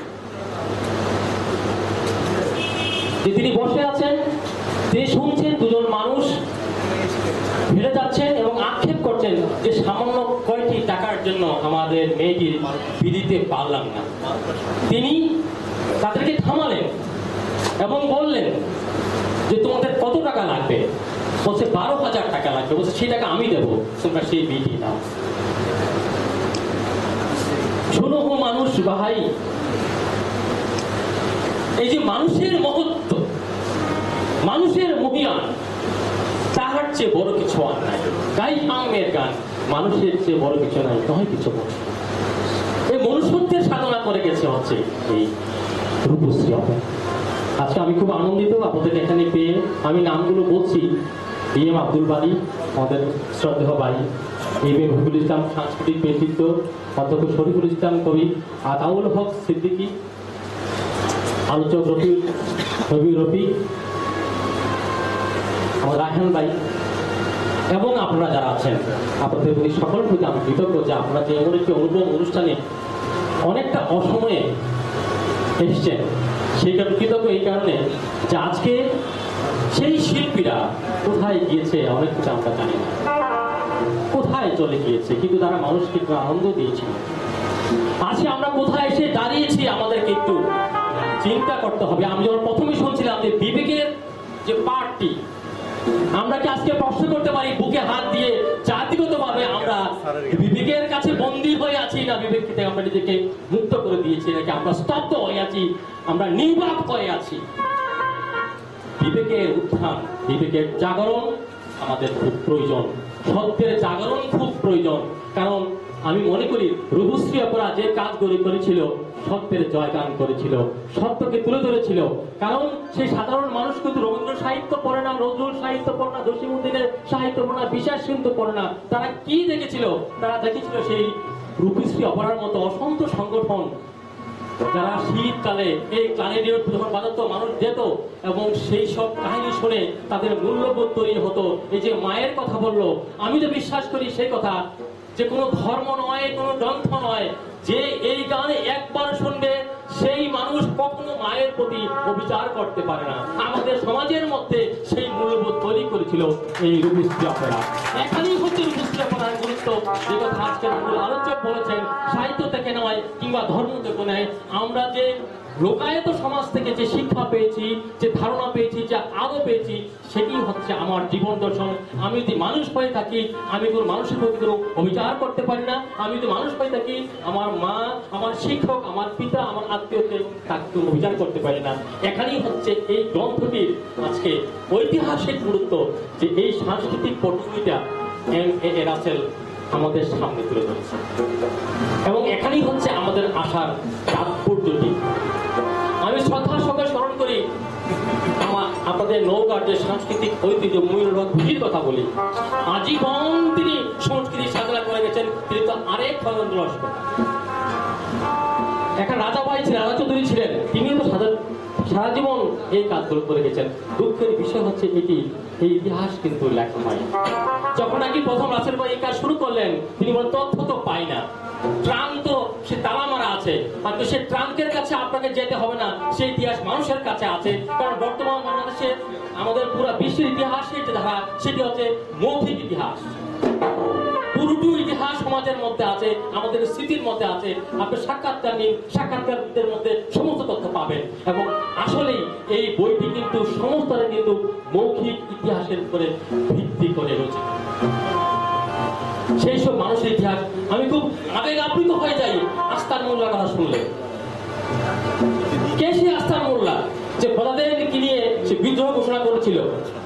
সে বাগরাজ, সে কচুরি পাড়ার জন্য কৃষিকাজ বন্ধ হয়েছিল। তিনি 60,000 কৃষককে নিয়ে, 60,000 লোকের 12,000, 1,20,000 হাত নিয়ে সেই রাস্তাটা কেটে দিয়েছিল এবং কচুরি পাড়াকে পরিষ্কার করেছিল। আস্তার মোল্লার কথা আমরা জানি যে কলেজ আছে, তাই কি যথেষ্ট? সে নুরুদ্দিনের সে নাটক হতে পারে। আমার নেতা নুরুদ্দিন কাজীর হাটে আছে, জাগবাহে কুমতে সবে। আসার মোল্লা তো আরেক নুরুদ্দিন, তাকে নিয়ে তো কোনো গ্রন্থ রচিত হলো না, কেন হলো না? সেই জিজ্ঞাসা কি আমাদের মধ্যে আছে? সেই জিজ্ঞাসা আমাদের নেই। থাকে তো ভাইরা আমার, আমাদের জাতিগত যে বিপর্যয়ের মধ্যে আমরা পড়েছি তা কখনো আমাদের হতো না। আমাদের সে আত্মজিজ্ঞাসা নেই, আমাদের আত্মপরিচয় নেই। আমরা আমাদের মূল অনেক সময় আমরা হারিয়ে ফেলেছি। কোন রাজনৈতিক দলের ব্যর্থতা আমাদের মুক্তিযুদ্ধের ব্যর্থতা নয়।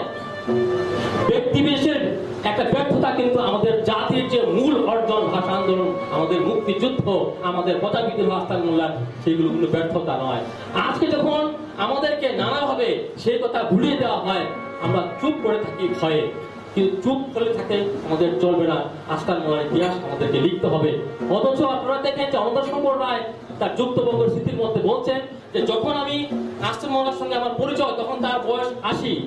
কোটের আনকোট তিনি লিখছেন কি অসীম তেজ, কি অসীম সাহস। তিনি বলেছেন যে আমি এদিক দিয়ে রাস্তা করব, আপনি কি করবেন? হাতি নিয়ে যাবেন। তিনি বলছেন যে 4 বছর পরে যখন রাস্তা হয়ে গেল, তখন আর আস্থান মোল্লা এই ইহজগতে নেই। কিন্তু আস্থান মোল্লারা কিন্তু কখন হারিয়ে যায়? আস্থান মোল্লারা কখন কিন্তু হারিয়ে যায় না। আমি মনে করি আমরা রাসেল ভাইয়ের মধ্যে আস্থান মোল্লার সেই চিত্র দেখতে পাই যে সমাজের জন্য, মানুষের জন্য যে কাজ করতে পারে না, সে কিসের মানুষ? আমরা কি শুধু জগতে এসেছি খাওয়া পড়ার জন্য, সন্তান উৎপাদনের জন্য, অর্থ উৎপাদনের জন্য আর ঘুমানোর জন্য? নিশ্চিত নয়। আমরা এসেছি মানুষের কল্যাণের জন্য। আমরা ধর্ম নিয়ে অনেক কথা বলি, আসমাউল হুসনা, আল্লাহর 199 নাম। আমাকে একজন বললেন সব নাম নয়, শুধু একটি নামের কথা যদি বলি, আল রাজ্জাকু মানে যে দয়ালু, যদি আমরা একটি পালন করি, একটি 99 নয়, তুই একটি পালন করতে পারি, আমি তো পরিপূর্ণ মানুষ হয়ে যাব। কিন্তু আমরা কি সেদিকে আছি? সেদিকে নেই। আমাদের সৌভাগ্য যে রাসেল ভাই এরকম একটি গ্রন্থ রচনা করতে পেরেছে। আমি আজকে তাকে অভিনন্দন জানাই এবং আপনাদের কাছে একটি কথা প্রকাশ করে দিই। প্রকাশ করতে হবে, কারণ অপ্রকাশের ভাগ তো আমরা নেব না। মোস্তফা মেহমুদ রাসেল আস্থান মোল্লার উপর একটি গ্রন্থ রচনার হাত দিয়েছে, আমরা তাকে অভিনন্দন জানাই। এবং আমি আজকে আপনাদের কথা দিচ্ছি, যদি জীবিত থাকি, যখন সেই বইটি রচিত হবে, সেই বইটির প্রকাশন উৎসবে আমি আবার আপনাদের সঙ্গে হাজির। এবং আমি বলবো যে এই হচ্ছে আরেক নুরুদ্দিন, যে নুরুদ্দিন এই সমাজের জন্য, এই দেশের জন্য, মানুষের জন্য কাজ করে গিয়েছে। এই বই নিয়ে অনেক আলোচনা হয়েছে। আসলে আলোচনা যাবো না, আমি জানি যে আলোচনা শুনতে মানুষ খুব একটা অভ্যস্ত না। গানটাই মনে ভালো লাগছে, গানটাই আমাদেরকে আকর্ষণ করে রাখছে। আমাদের বক্তৃতা খুব একটা আকর্ষণ করছে, একটা আমি জানি। যদিও আমি দূর থেকে এসেছি বলে হতো আমাকে একটু স্নেহ পরবর্তীতে আপনারা হাত তালি দিচ্ছেন, সেটাও আমি জানি। কিন্তু ইতিহাসের এই যে ধারাবাহিকতা, এই যে ঐতিহ্য বোধ, সেটা আমাদের খুব দরকার। আপনারা অনেকেই দেখবেন, এটা পরীক্ষা করবেন, আমি পরীক্ষা করি, যে ছোট বাচ্চাদেরকে যদি জিজ্ঞেস করেন যে দাদার নাম কি, অনেক সন্তানরা দাদার নাম বলতে পারে না, নানার নাম বলতে পারে। নানার বাড়িতে বেশি আকর্ষণ করে তো সেটা। এই জাতি নিয়ে আমরা কি করিব?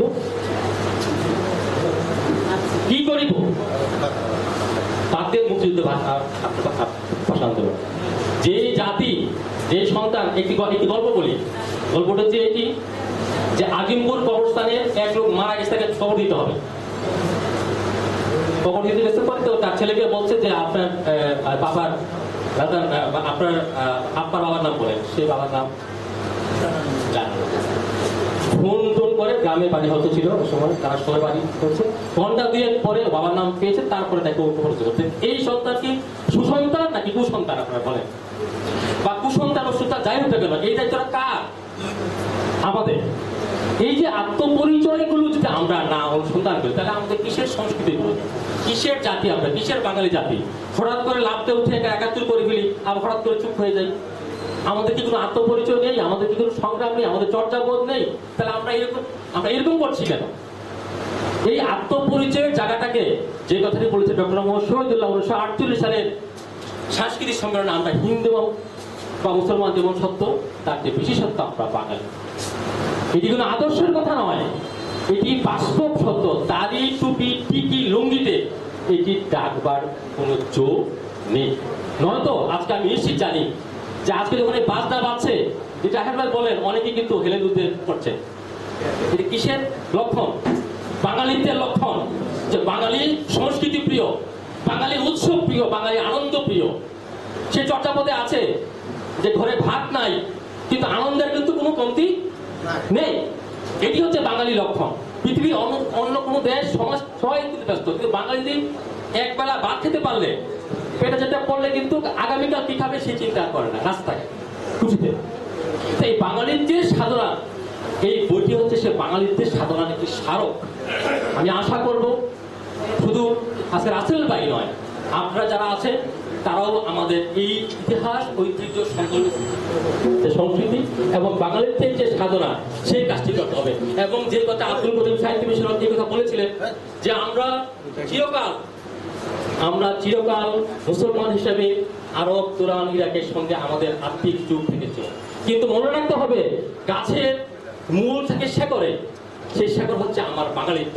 আমি যদি সেই শেকড়কে ভুলে যাই তাহলে কিন্তু আমার জাতিগত পরিচয় থাকে না, আমি থাকি না। অতএব বন্ধুরা, আব্দুল করিম সাহিত্য মিশন তিনি সারা জীবন ধরে সে পুঁথি সংগ্রহের মধ্য দিয়ে আমাদের মধ্যযুগের যে সাহিত্য, সেই সাহিত্যের মুসলমানদের যে অবদান এবং হিন্দু মুসলমানের সম্পর্কে এবং সমন্বয়ের যে বাণী প্রচারিত হয়েছিল, সেই বাণীর কথা আমাদের সামনে আজীবন তুলে ধরেছেন।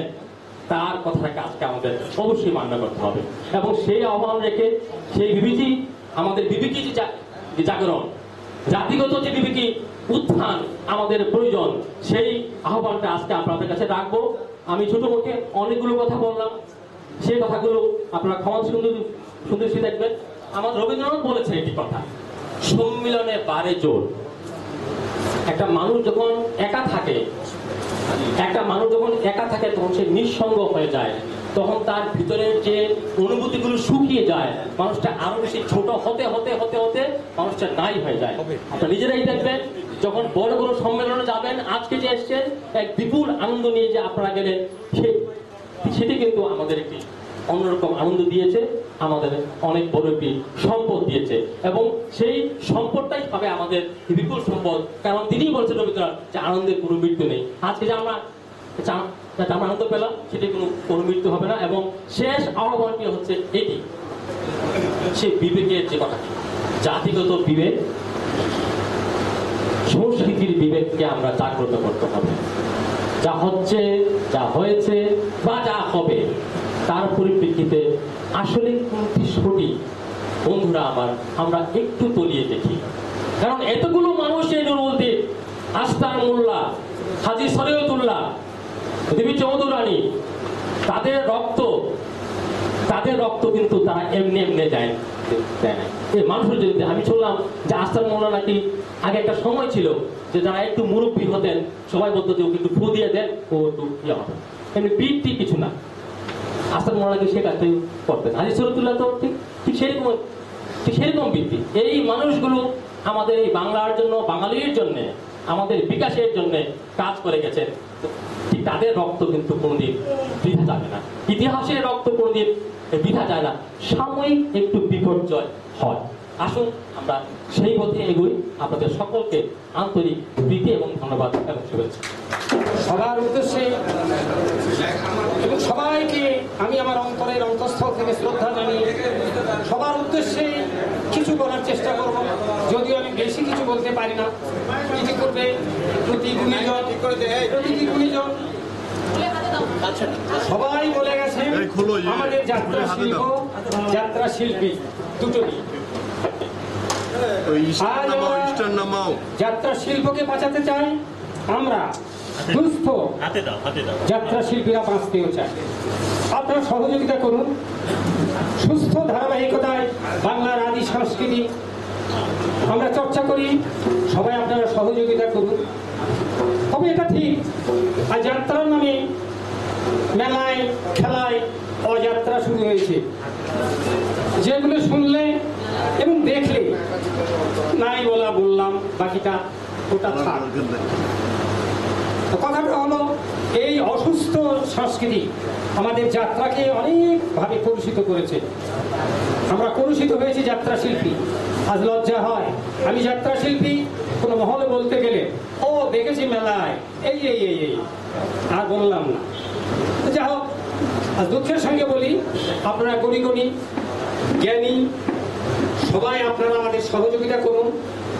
আমি গবেষক মহোদয়কে বলবো, আমাদের নিয়ে আপনি একটু গবেষণা করুন, প্রচার করুন।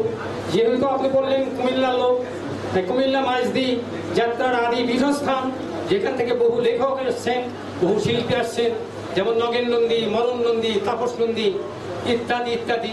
উনি খোঁজ নিলে বেশ জানতে পারবেন। ওখান থেকে বহু লেখক এসেছেন, যাত্রা বহু লেখক এসেছেন, ভৈরবনাথ গঙ্গোপাধ্যায়, কমলেশ ব্যানার্জি, আরো অনেক লেখক, ফণীভূষণ বিদ্যাবিনোদ, অঘর কাব্যতীর্থ, তারা প্রাগ ঐতিহাসিক যুগে পৌরাণিক নাটক লিখেছে, যাদের কাছে আমরা চিরকৃতজ্ঞ। এই কৃতজ্ঞতার আর শেষ নাই। অনেক কিছু বলার ইচ্ছা হয়, কিন্তু আর কিছু আগের মতো বলতে পারি না। বয়সের তো একটা সময় আছে, তাই আর কি বলবো। এই যতটুকু বললাম, এর মাঝখান থেকেই আমি আবারও আপনাদের প্রতি কৃতজ্ঞতা জানাচ্ছি। আপনারা এগিয়ে আসুন, সবাই আমাদের সাহায্য করুন, যাত্রা শিল্পীকে সাহায্য করুন, যাত্রা সংস্থাকে সাহায্য করুন, যাত্রাকে বাঁচিয়ে রাখুন, আদি সংস্কৃতিকে টিকিয়ে রাখুন। সর্বশেষ সবার জন্য অশেষ ধন্যবাদ, কৃতজ্ঞতা আদান। নবাব সিরাজদৌল্লা নাটকের জলসার সেন ইংরেজ পুঁথি, এখানে জর্জ ওয়াটসের নেতৃত্বে একটা ষড়যন্ত্র হচ্ছে নবাব সিরাজদৌল্লার বিরুদ্ধে, সেই দৃশ্যে একটু। নাও জেন্টলম্যান, লেট আস প্রসিড। কাজ একটু আমরা কাজ করি, যা আমরা কি করিতে পারি আপনার জন্য? যা করা উচিত তাই করিবে। ওই মাসুদ সামনে দেখা এখানে আপনারা নবাবের খাওয়া ঝুলুম আমরা শেষ করিবার। তাদের দুঃখ চিরদিন ভোগ করিতে হইবে, যারা নবাবের উচ্ছেদ কামনা করিবে না। মাইডিয়া দেওয়া ভুলে লিখান, আপনি আমাদের জন্য কি করিতে পারেন? আপনারা বন্ধু মানুষ, আপনারা যা বলবেন আমরা তা করার চেষ্টা করব। নবাব আমাদের বহুত ক্ষতিবান করিয়াছে। হিজ অফিসার সিজ আমার মিনিমাম নৌকা আটক করিবেন। আমরা যদি বাংলায় ব্যবসায় করিতে না পারি, তাহলে কি করিয়া খাইবে? আমরা কি বাংলায় বসিয়া গৌড়ার গাছ কাটিবে?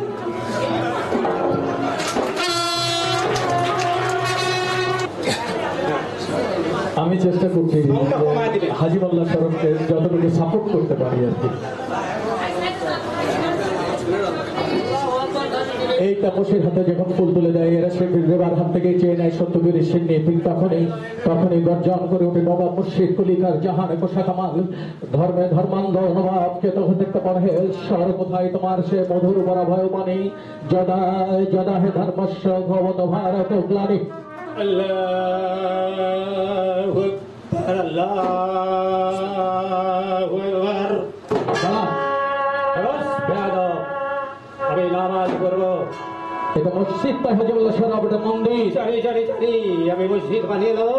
পারবেন না হাজিমুল্লাহ শরাব? তুমি জানো আমি কে? জানি আপনি ধর্মান্ধ নবাব মুর্শিদ কুলিখার ধর্মগুরু হাজি মোল্লা শরাব। বিসমিল্লাহ, আবাদ আবাদ আবাদ তাবান দুনিয়া ইসলামের আবাদ। এটা মন্দির, এই মন্দিরের প্রতিষ্ঠাতা দিনাজপুরের রাজা উদয় নারায়ণ যুগ যুগ ধরে চলে আসছে এখানে দেবার পূজা আরতি। আমি কি করতে পারি? আমরা সে পাথরের বুকে প্রাণ প্রতিষ্ঠা করি।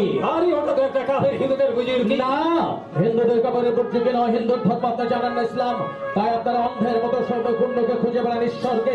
ঈশ্বর শূন্য নয় পূর্ণ, তাই প্রতিটি মানুষের অনুবরণ অনুদয় ঈশ্বরের মহাপ্রকাশ। আপনি জানান, সেই জন্যই মহাগুণী গীতা ভাব ভ্রাতৃকে একত্রিত করে সেখানে বলে গেছেন, মানুষ সঙ্গে মানুষ ভাই, সবার উপর মানুষ সত্য, তাহার উপরে নাই। এবার কি শোনা মহাভাব, রেখো সেই নামে আসবে সেদিন তোমার কলিজার রক্তে ভাঙিয়ে দিলে তোমাদের মন্দিরে রাঙি না। ইয়ে হায় খোদা কি কসম।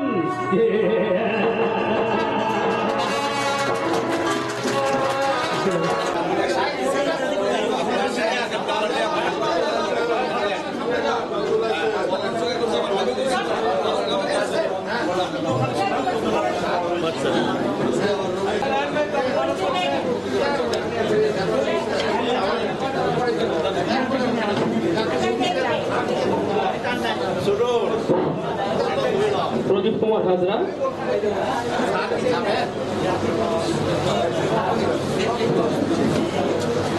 মোবাইল তোমার হাজরা আমি যাত্রাতে আমি মোহাম্মদ আশরাফুল ইসলাম আশরাফ ভাই। আসলে বর্তমান যাত্রা জগতের সঙ্গে আমি জড়িত।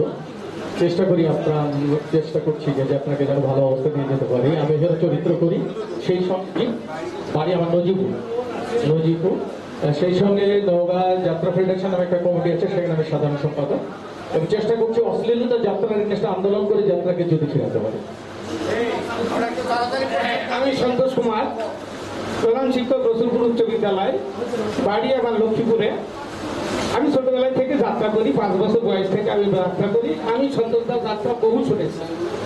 আমার জীবনে প্রথম যাত্রা উনি করেছেন হচ্ছে রূপা যাত্রাতে উনি ভূমিকা বলেছেন, এবং দেবী সুলতানবাই এবং লর্ড ক্লাইভের ভূমিকা বলার জন্য আমি অনুরোধ করেছি রাসেল ভাই। আমি মানে সমাজ বিরোধী মাস্তানের ভূমিকা বলি।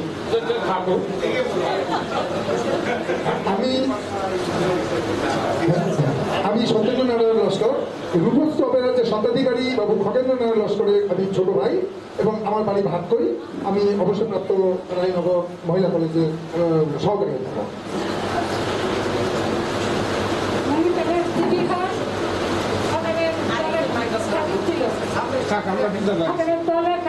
গান বর্ণনা করেছিল, ছিল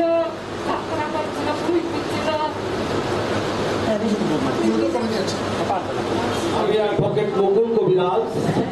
আমি আমার গ্রাম বলরামচক, ক্লাস 4-5-এ আমি ছোট শিশু শিল্পী হিসাবে যাত্রায় অভিনয় করেছি।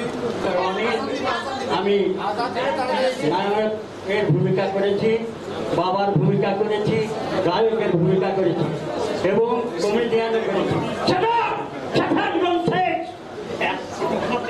আমি গলি গলি ঘুরে বেড়াচ্ছি, কেউ আমাকে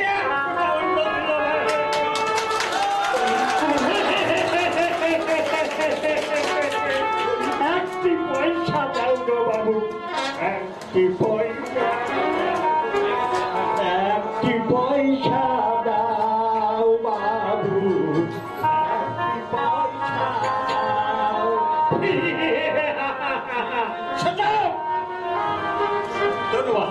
ধন্যবাদ। আসলে আমার বাড়ি পাহাড়পুর বললাম এই জন্যে যে আমার গ্রামে প্রতি বছর যাত্রা হতো ছোটবেলায়। রূপশ্রী অপেরা বহুবার যাত্রা করেছে, হেরান অপেরা, আরো কিছু অপেরা যাত্রা। যাত্রা শুনে খুব বিমোহিত হতাম, যাত্রার প্রতি খুব আকৃষ্ট। আমি নিজে নিচুতলার মানুষ সহ কয়েকটা যাত্রা অভিনয় করেছি। নিচুতলার মানুষের মহিদুষের চরিত্র, নবাবের মানে নায়েবের চরিত্রে খুব সুনামের সাথে অভিনয় করেছিল আর কি মনে মনে। আর নওগাঁ শহরে 50-এরও বেশি নাটকে অভিনয় করছি, এখনো করি। আর এমনি সাংবাদিকতা আপনার নাট্য যে একটা সংগঠন হচ্ছে নওগাঁ জেলার, এটা প্রধান উপদেষ্টা হিসেবে তারা চয়েস করেছে, আপনি সেই দায়িত্ব পালন করছেন। আমি প্রদীপ কুমার লস্কর, আমার বাড়ি ভাটকই গ্রামে। আমি রূপশ্রী অপেরার স্বত্বাধিকারী বাবু খগেন্দ্রনাথ লস্করের বড় ভাইয়ের বড় ছেলে, মানে ভাতিজা।